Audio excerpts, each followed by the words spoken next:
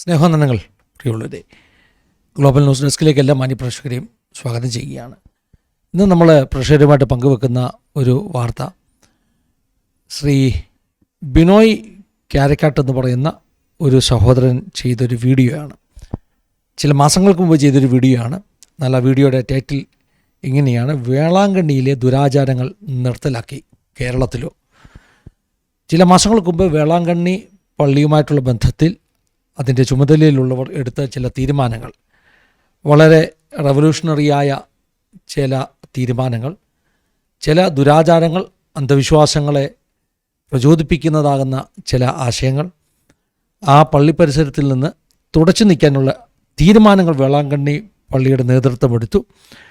അതിനെക്കുറിച്ച് തികഞ്ഞ കാത്തലിക് വിശ്വാസിയായ ബിനോയ് കാരക്കൽ ചെയ്ത ഒരു വീഡിയോ. ആ വീഡിയോ കണ്ടപ്പോൾ എനിക്ക് അത് ആസാദിയുടെ പ്രേക്ഷകരുമായിട്ട് അതിൻ്റെ പ്രസക്തമായ ചില ഭാഗങ്ങൾ പങ്കുവെക്കണമെന്ന് തോന്നി. പൂർണ്ണമായ വീഡിയോ അദ്ദേഹത്തിൻ്റെ തന്നെ ചാനൽ ട്രൂ ലൈറ്റ് TV എന്നാണ് ആ ചാനൽ. ആ ചാനലിൽ നിന്ന് നിങ്ങൾക്ക് കാണാവുന്നതാണ്. കഴിഞ്ഞ ദിവസങ്ങളൊക്കെ വേളാങ്കണ്ണി പള്ളിയിലെ ഒരു അച്ഛൻ്റെ പ്രസംഗം, ഫ്രാൻസിസ് സേവിയർ എന്ന് പറയുന്ന ഒരു അച്ഛൻ്റെ പ്രസംഗം നമ്മളൊക്കെ കേട്ടതാണ്. വളരെ ദുരാചാരങ്ങൾക്കെതിരെ സംസാരിക്കുന്ന ഒരു അച്ഛനാണ് ഈ ഫ്രാൻസിസ് അച്ഛനെന്ന് എനിക്ക് മനസ്സിലായി. അപ്പോൾ ഒത്തിരി ദുരാചാരങ്ങൾക്കെതിരെ സംസാരിക്കുന്ന ബിനോയ് കാരക്കാട്ടിനെ പോലെയുള്ള, ഫ്രാൻസിസ് സേവിയർ കവലക്കലിനെ പോലെയുള്ള അനേകർ ഇന്ന് ദുരാചാരങ്ങൾക്കെതിരെ സംസാരിക്കുന്നതെന്ന് നമുക്ക് മനസ്സിലാക്കുന്നു.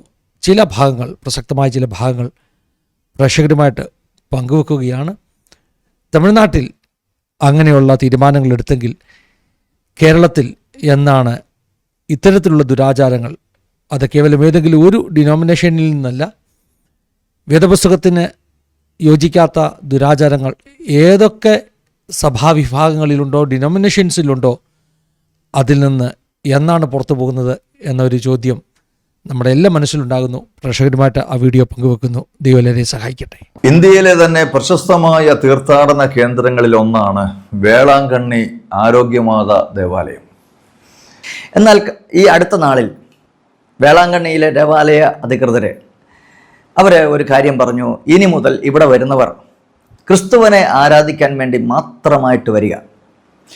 ഇവിടെ കാലങ്ങളായിട്ട് നിലനിന്നിരുന്ന ചില ദുരാചാരങ്ങൾ ഇവിടെ നിർത്തലാക്കുകയാണ്.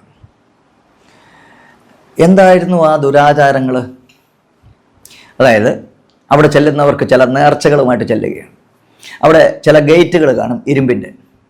അതിൻ്റെ കമ്പികളിൽ ഒരു താഴ് പൂട്ടിയിട്ടച്ച് ആ താക്കോലെടുത്ത് കടലിൽ എറിഞ്ഞാൽ വിചാരിക്കുന്ന എന്ത് കാര്യവും നടക്കും.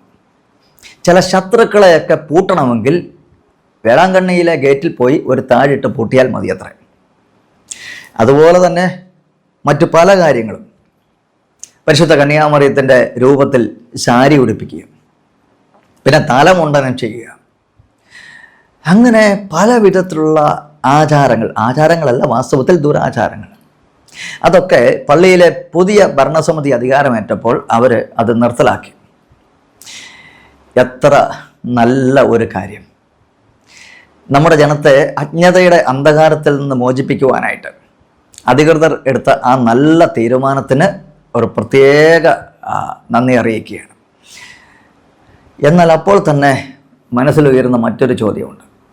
വേളാങ്കണ്ണിയിൽ ഇതുപോലെയുള്ള ദുരാചാരങ്ങൾ തമിഴ്നാട്ടിൽ നിർത്തലാക്കുമ്പോൾ നമ്മുടെ കേരളത്തിൽ ഇതെല്ലാം നിർബാധം തുടരുകയാണ്. ഇപ്പോഴും പലയിടങ്ങളിലുമുള്ള ക്രൈസ്തവ വിശ്വാസവുമായിട്ട് യാതൊരു ബന്ധവുമില്ലാത്ത, പുതിയ നിയമ സുവിശേഷത്തോട് ഒരു തരത്തിലും ചേർന്ന് പോകാത്ത പല ആചാരങ്ങളും, പല ദുരാചാരങ്ങളും നമ്മുടെയൊക്കെ പല പള്ളികളിലും ഇപ്പോഴും നടക്കുന്നുണ്ട്.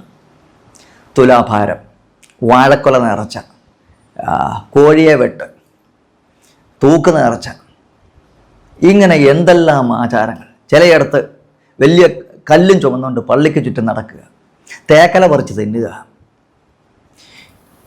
ഇതൊക്കെ സൂചിപ്പിക്കുന്നത് എന്താണ്? ഇങ്ങനെയൊക്കെ ചെയ്താൽ അത് കണ്ട് പ്രസാദിച്ച് നമ്മെ അനുഗ്രഹിക്കുന്ന ഒരു ദൈവത്തെയാണ് നമുക്ക് കാണാൻ സാധിക്കുന്നത്. എന്നാൽ പുതിയ നിയമത്തിൽ യേശുവിൽ വെളിപ്പെട്ട ദൈവം ഇങ്ങനെ മനുഷ്യൻ്റെ ഒരു തരത്തിലുമുള്ള ഏതെങ്കിലും പ്രവൃത്തികളിൽ പ്രസാദിക്കുന്ന ഒരു ദൈവമല്ല എന്നുള്ളതാണ് സത്യം. മനുഷ്യൻ്റെ പ്രവൃത്തികളിലൂടെ ദൈവത്തെ പ്രസാദിക്കുന്നതിനും അപ്പുറത്ത് മനുഷ്യരെ പ്രസാദിപ്പിക്കാൻ വേണ്ടി സ്വർഗം വിട്ട് ഇറങ്ങി മനുഷ്യരുടെ ഇടയിലേക്ക് വന്ന ഒരു ദൈവത്തെയാണ് യേശുവിൽ നമ്മൾ കാണുന്നത്.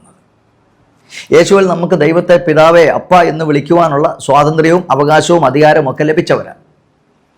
മക്കളുടെ സന്തോഷമാണ് ഒരു അപ്പൻ്റെ സന്തോഷമെന്ന് പറയുന്നത്. മക്കൾ സന്തോഷത്തോടെ സമാധാനത്തോടെ ജീവിക്കുന്നത് കാണുന്നതാണ് അപ്പൻ്റെ ആഗ്രഹം. അതല്ലാതെ മക്കൾ എന്തെങ്കിലുമൊക്കെ ചെയ്ത് അപ്പനെ പ്രസാദിപ്പിച്ചുകൊണ്ടിരിക്കുക എന്ന് പറഞ്ഞാൽ അത് വളരെ റോങ് ആയിട്ടുള്ളൊരു കൺസെപ്റ്റ്. വേളാങ്കണ്ണിയിലെ ഈ ആചാരങ്ങളിൽ ചിലതൊക്കെ നിർത്തലാക്കിയ കൂട്ടത്തിൽ ഒരു കാര്യം കൂടെ ഒന്ന് നിർത്തലാക്കണമെന്ന് ആഗ്രഹമുണ്ട്. അവിടെ മുട്ടയിൽ വലിഞ്ഞ് നീന്തിപ്പോകുന്ന ഒരു ആചാരമുണ്ട്. ഈ മണൽപ്പുറത്ത് കൂടെ മുട്ടയിൽ വലിഞ്ഞ് കുറേ ദൂരം അങ്ങനെ നടക്കുമ്പോൾ മുട്ടുപൊട്ടി ചോരയൊലിച്ച് അങ്ങനെയൊക്കെ ചെയ്താൽ പ്രസാദിക്കുന്ന ദൈവം എന്ന് പറഞ്ഞ് ബന്ധുവ വല്ല ഗോത്രവർഗ ദൈവമാണ്. അങ്ങനെയൊക്കെ ചെയ്താൽ നമ്മളെ അനുഗ്രഹിക്കുന്ന ദൈവം. അപ്പോൾ ആ ഒരു ദുരാചാരം കൂടെ അവിടെ ഒന്ന് നിന്ന് പോയിരുന്നെങ്കിൽ എന്ന് തീവ്രമായിട്ട് ആഗ്രഹിക്കുകയാണ്.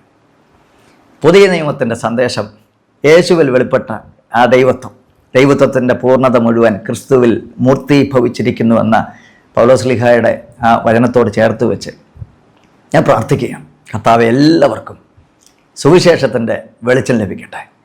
യേശുവിൻ്റെ ആ സത്യസുവിശേഷം എല്ലാവരും അറിയുവാനായിട്ടിടയാകട്ടെ. കർത്താവ് എല്ലാവരെയും ധാരാളമായി അനുഗ്രഹിക്കട്ടെ.